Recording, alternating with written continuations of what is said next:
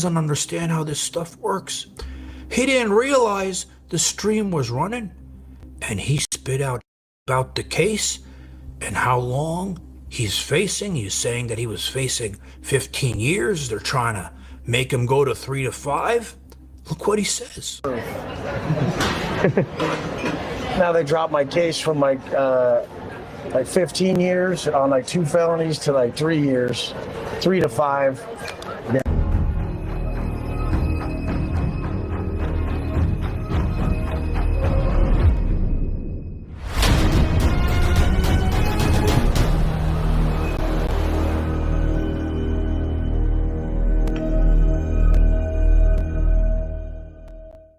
Pegged Watson, that piece of shit. You know that name I call him, Pegged Watson? Well, I made it so famous that, remember that clothing company in the 90s, The Gap? They used to make all those jeans that everybody wanted, but now nobody cares about anymore. Well, wholesalers and flippers, listen up. The PPO company you're using, they'll tell you all their leads are coming from Google search, TV, and SEO, but that's all a lie. Anymore. Well, they decided that they loved the name so much,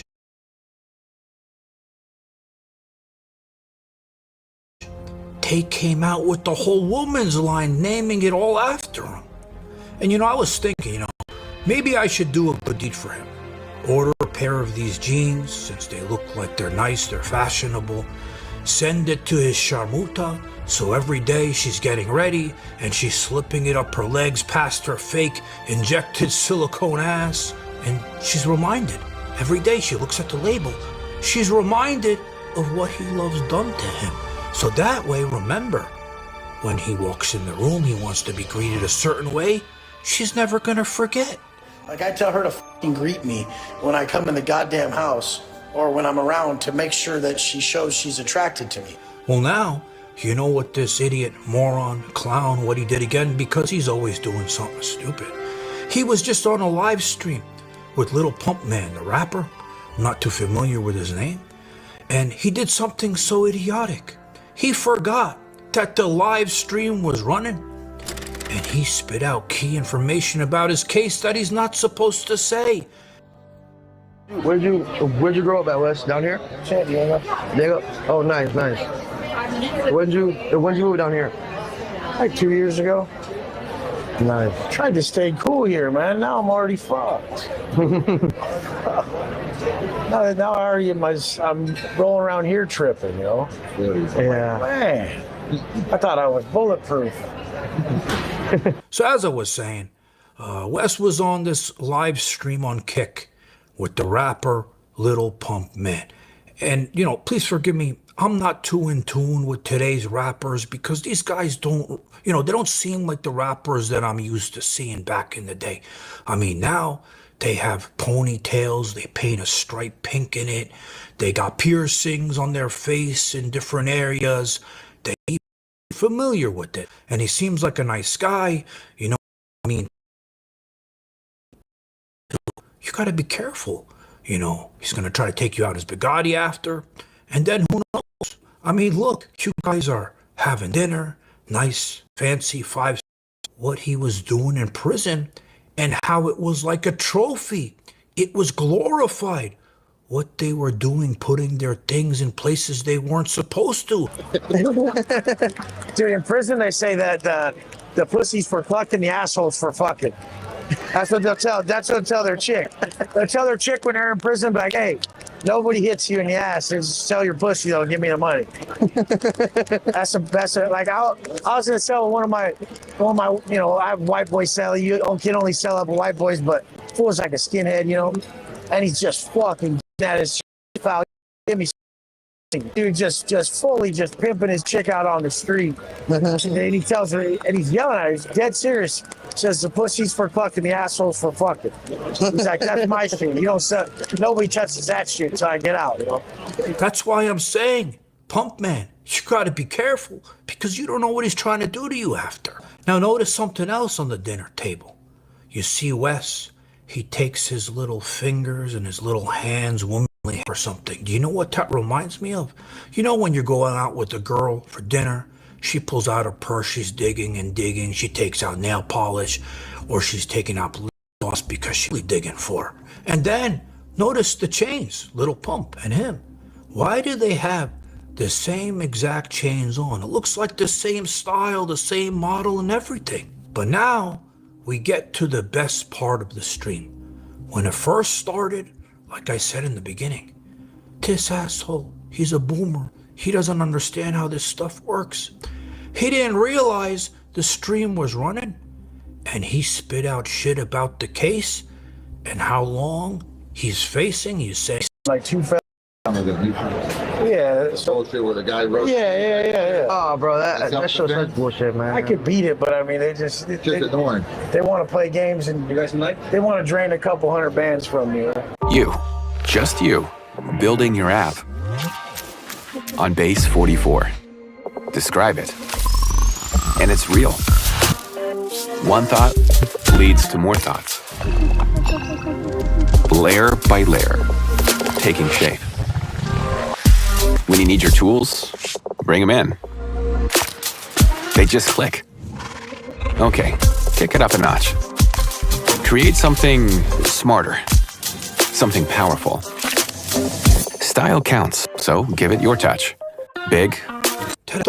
He's proud of it like a little asshole. Proud of something that he didn't even do himself.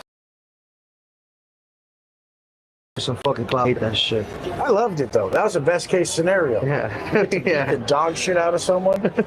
I have the best fucking just brutal fight video of any famous person, and there's no one can say nothing.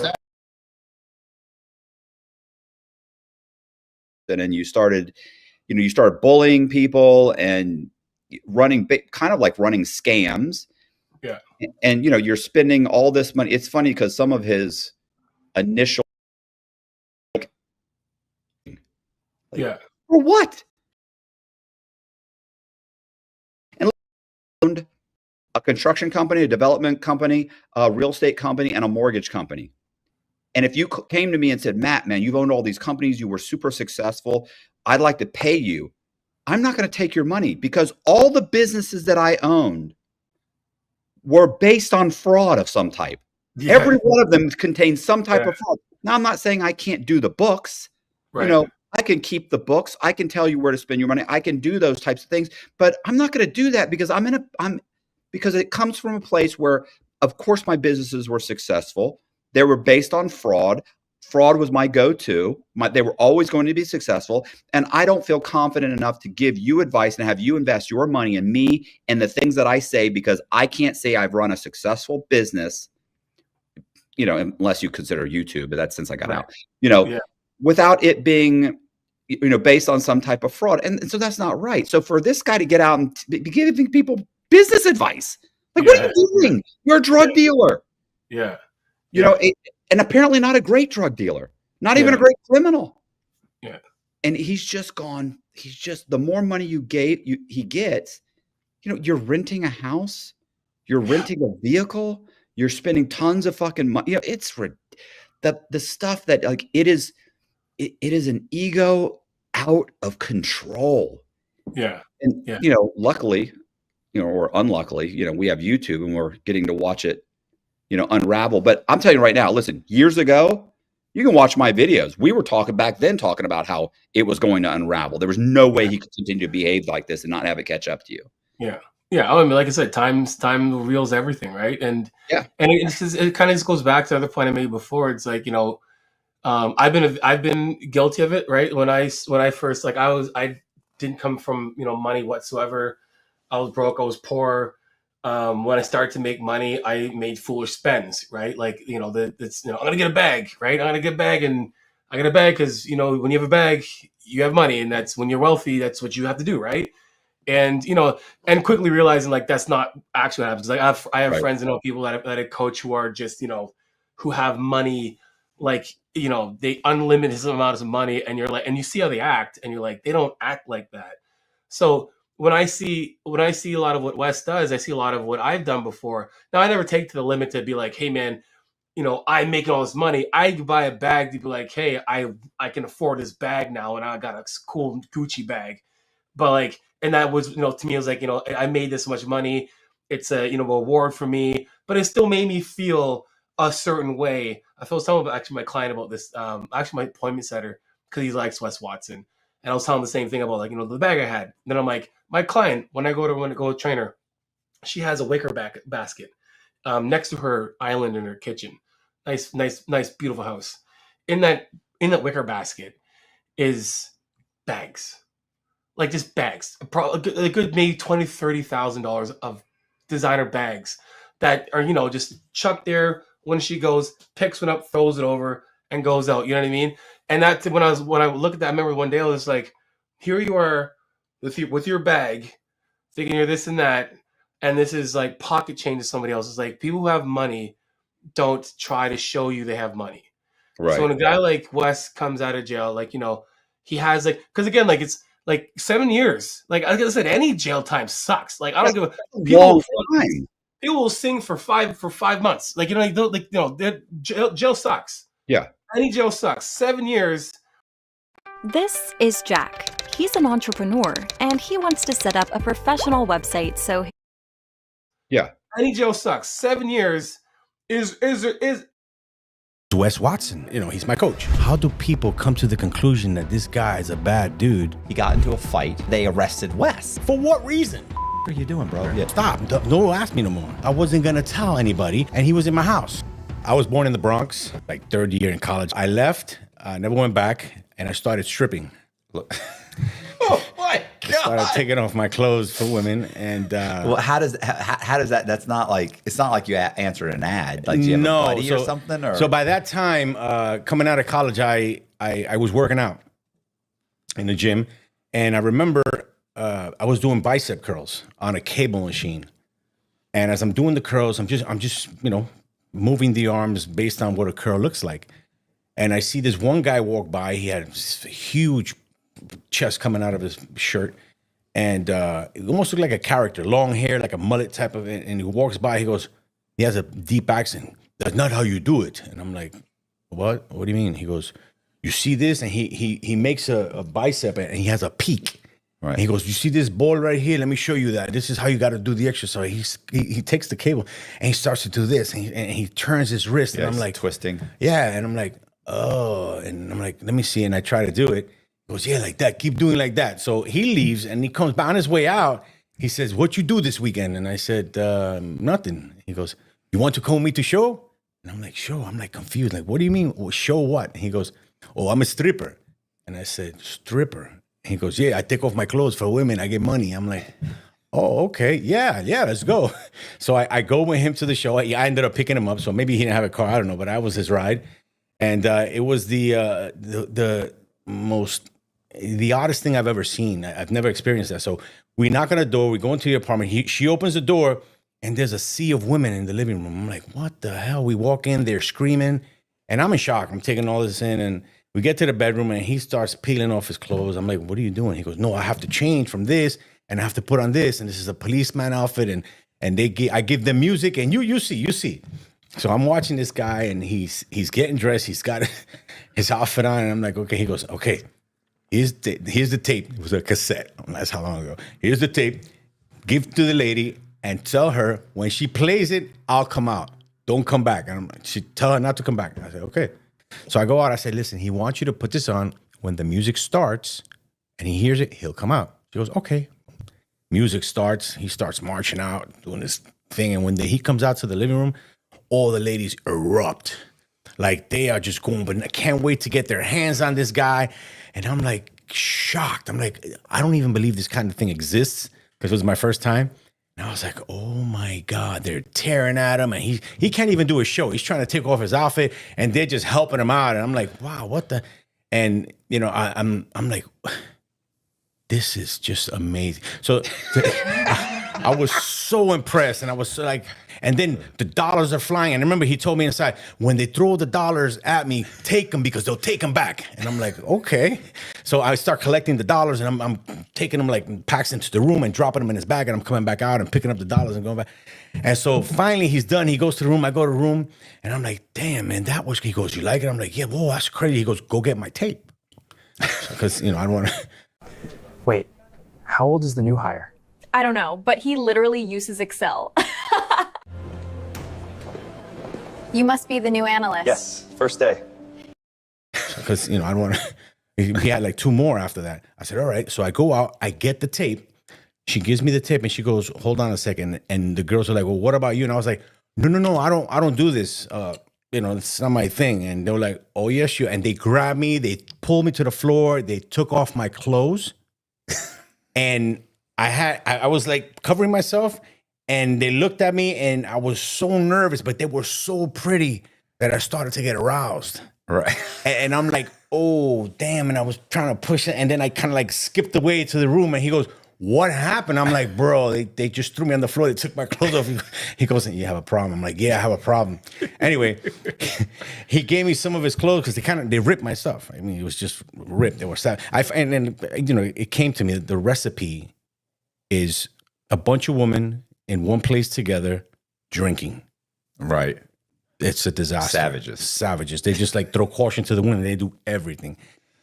Anyway, he gets dressed. We go to the next one. The same thing happens. It was just like, wow, this is. And then the third one, he tells me at the end, he goes, you know what? Maybe you should do this.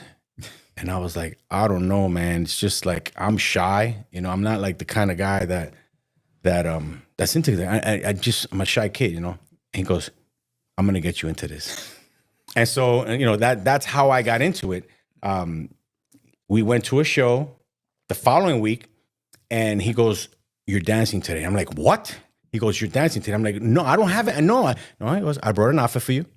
You're going to be construction because it was very minimal. It was a hat, a pair of broken shorts, a tool belt and a tank top with some boots. The village people. That's it, that kind of gay shit. And I was like, what the hell? What are you talking about? He goes, yeah, I got you some music, and you just got to figure out what name you're going to use. I'm like, well, I don't have a name, man. What name? That's important. Because I can't just bring you out as Tony. And I was like, no. Anyway, couldn't figure out a name. He told the lady I was the Latin lover. All right, well, whatever. So she brings me out. I go out. Within 5 minutes, they had pulled everything off. I came back in, I made my tips, and I was like, wow, this. I think I could do this. This is pretty good. He gave me $75 for that 30 minutes. I'm like, not bad. He goes, next week we got a gig. I want you to bring an outfit. I want you to do your thing, and it's just serious. You're now official for next week. So you're now a professional. Here's your card. That's it. You got paid. You're now a pro. I'm like, okay.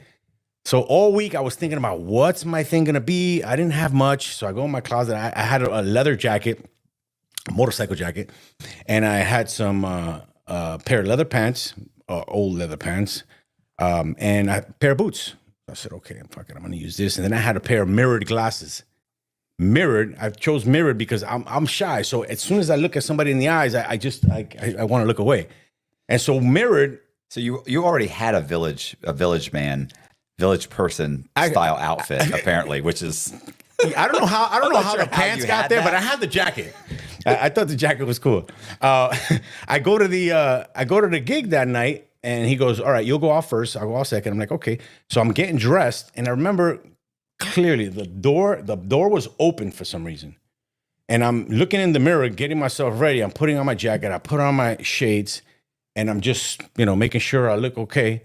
And I see in the reflection of the mirror, a girl passes by, and she turns back and she goes, "You know who you look like?" And I turn around and say, "Who do I look like?" She goes, "You look like that guy, Mad Max. You know the guy that plays Mad Max?" And I'm like, Mel Gibson. "Oh, okay, yeah, because of the outfit." Yeah. And I was like, "Oh, okay, thank you." And she goes, "Yeah." And he goes, "What am I gonna call you?" I was like, "Mad Max." And so that became my name for the following 20 years of stripping, Mad Max. That's how I got that. But then, yeah, it was every weekend. I would have 5, 6, 7 shows. I'd come home with 15, 16, 1,700 bucks. I'd always leave my tips in the bag. So at the end of the week, I'd emptied out the bag full of tips, and I had like a couple $100 in tips in the bag. And that was all I was making a living out of, and it was a lot for the time, my age and stuff like that. But it was good, man. It was really good. Think about it. It was pick the litter. Life. It was pick of the litter, man. And everybody, I was like, "You're hot. You're coming." And okay, let's go. Yeah, it was pretty cool. I had the police officer. Mm-hmm. It was my, I would love to, I should ask my ex-wife. We were divorced. New friend. Somebody, I want to say it was her birthday. It might have been wrong. I'm sure if I called her up, I'd be like, no, it was so-and-so's birthday, whatever. Anyway, they were gathered at her house. There was a party, and we paid for a stripper. Me and this guy, Rudy, my buddy Rudy, we paid for a stripper to come to the house for the party and arrest her. You know. I have completely abandoned ChatGPT. It just keeps failing me time after time after time, and I just can't. Coolest podcast in the world. And today I'm in here with a man. I feel like you might have earned the legend title. Legendary. Yeah. Legendary. Legendary. Wes Watson in the building, man. How you feeling? I came down from LA, SD. I was in Miami all month. I love being back here. I mean, San Diego, SoCal, it's my life, you know. Right. Definitely. No, okay. So there was an argument that broke out on this podcast that I actually had nothing to do with a couple of years ago where somebody called San Diego soft. And then a whole series of people were coming on and calling in and making their case for why that is not the case. So would you agree with that assessment, or would you say that San Diego definitely has its grimier parts?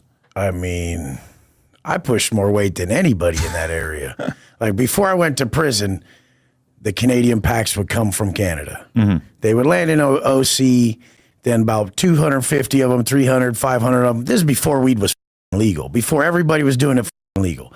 And like the hash plants, the juicy fruits, all the BC, they come in the vacuum seal. You pull it out one nug like that, drop it in the big ass trash can on a mailing scale. But we go through like 250 to 300, sometimes 500. They get dropped off to me. 500 pounds. Yeah. And then half will go to one person, half will go to the other. And the Canadians don't take money back across the border. Mm-hmm. They take work.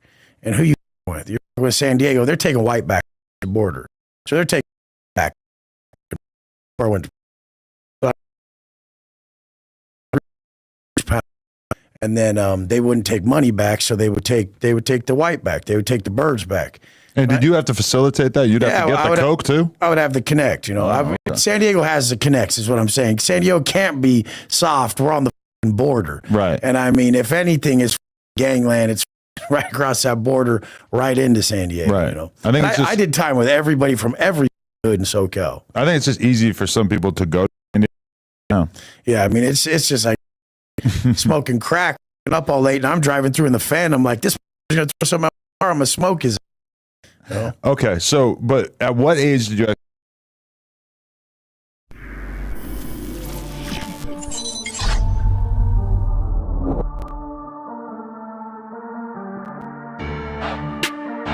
All right, here we go. Wes Vlad, Watson. what's up, bro? The biggest, Vlad. You're the man, bro. Thank you. Hell yeah. That's right. We're about to do a tour of your home and your cars. Let's check it out. Yeah.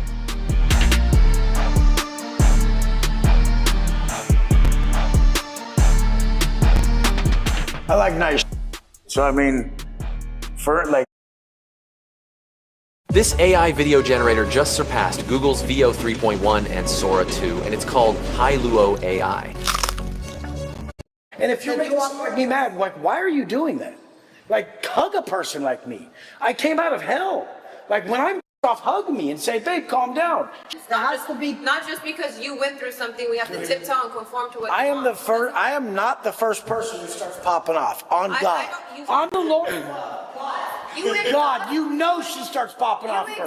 Wes exhausts people until he does what they want, until they do what he wants. Exhaust people. Yes.